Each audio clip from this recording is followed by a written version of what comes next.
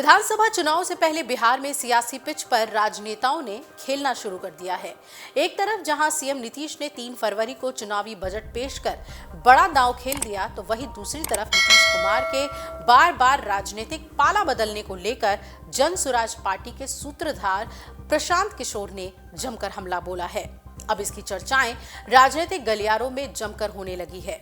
इस रिपोर्ट में हम आपको बताएंगे कि नीतीश कुमार पर प्रशांत किशोर ने क्या कुछ कहा।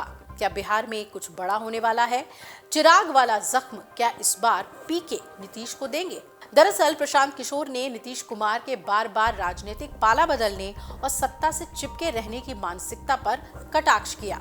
प्रशांत किशोर ने कहा कि नीतीश चाचा का हाल कुछ ऐसा है कि शरीर थक गया है, दिमाग काम नहीं कर रहा, लेकिन कुर्सी नहीं जाना चाहिए। मोदी जी कुर्सी दें तो ठीक है, नहीं तो लालटेन से ही अपना काम चलाएंगे, क्योंकि चाचा को किसी भी तरह कुर्सी चाहिए। इस विधानसभा चुनाव में सभी लोगों को संकल्प लेना है कि चाचा को ऐसा साफ करेंगे कि इस बार के चुनाव में ऐसा पोछा लगाएंगे कि चाचा ना तो लालटेन पर लटक पाएंगे और ना ही कमल पर बैठ पाएंगे। प्रशांत किशोर ने आगे ये भी कहा कि जेडीयू वाला जितना भी सीट है वहां खाता नहीं खुलना चाहिए। अगर जेडीयू को एक भी सीट मिल गई तो चाचा कहीं ना कहीं लटक ही जाएंगे। अगर जनता तीर पर बटन दबाती है तो अगले 5 साल तक तीर बहुत चुभेगा। अब सवाल यह है कि चिराग वाला जख्म क्या इस बार पीके नीतीश कुमार को देंगे? प्रशांत किशोर अब तेजस्वी यादव और लालू यादव के बजाय नीतीश कुमार और जेडीयू पर ज्यादा हमलावर हो गए हैं। प्रशांत किशोर ने अब खुलेआम ऐलान कर दिया है कि जेडीयू अगर 10 से 12 सीट जीत गई तो बीजेपी और आरजेडी किसी के साथ भी जाकर सरकार बनवा सकती है। इसलिए फिजिकली और मेंटली अनफिट आदमी को एक भी सीट ना मिले। प्रशांत किशोर ने यह भी साफ कर दिया है कि जेडीयू जितने सीटों पर चुनाव लड़ेगी, जन सुराज पार्टी उन सीटों पर जेडीयू को जीतने नहीं देगी। ऐसे में बड़ा सवाल ये है कि क्या 2020 में जो काम चिराग पासवान ने जेडीयू के लिए किया था, क्या 2025 में वही काम प्रशांत किशोर जेडीयू के लिए करने जा रहे हैं? क्या नीतीश कुमार 2025 में सीएम बन पाएंगे? सवाल ये भी कि क्या बिहार में कुछ बड़ा होने वाला है? जानकारों की माने तो बिहार की राजनीति में अचानक ये बदलाव नहीं आए हैं। इसके पीछे राजनीतिक पार्टियों की एक लंबी डील हुई है।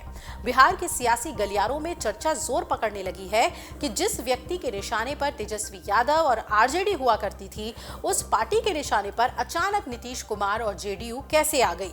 क्या हाल ही में बिहार उपचुनाव के नतीजे से ये बदलाव आया है, या साल 2020 वाली कहानी 2025 में दोहराने वाली है? क्या नीतीश कुमार पर साल 2020 की तरह 2025 में शनि की 7.5 पड़ने वाली है? क्या आने वाले दिनों में बिहार की राजनीति में प्रशांत किशोर की भूमिका काफी अहम होने वाली है? प्रशांत किशोर जिस तरह से नीतीश कुमार पर हमलावर हैं, उसके पीछे की आखिर असली कहानी क्या है? क्या सच में बीजेपी बिहार विधानसभा चुनाव में जेडीयू पर 60 से 70 सीटों पर चुनाव लड़ने का प्रेशर बना रही थी? क्या नीतीश कुमार ने बेटे निशांत कुमार को मैदान में उतार कोयरी कुर्मी वोटर्स के सेंटिमेंट से जोड़कर बीजेपी को बैकफुट पर ला दिया है, या फिर अभी और भी खेला बिहार में होने वाला है? ये तमाम सवाल हैं जो बिहार की सियासत में उभर कर सामने आ रहे हैं। अब देखना है कि प्रशांत किशोर जो दावा कर रहे हैं कि जेडीयू को जीतने नहीं देना है, वो नीतीश के जीत को कैसे रोक पाते हैं, हार में कैसे तब्दील करते हैं। अगर आप ये वीडियो YouTube पर देख रहे हैं तो हमारे चैनल को सब्सक्राइब कर बेल आइकन दबाएं, और Facebook पर देख रहे हैं तो हमारे पेज को लाइक करें। 8 मिलियन प्लस सब्सक्राइबर, आपके इस भरोसे के लिए बहुत धन्यवाद।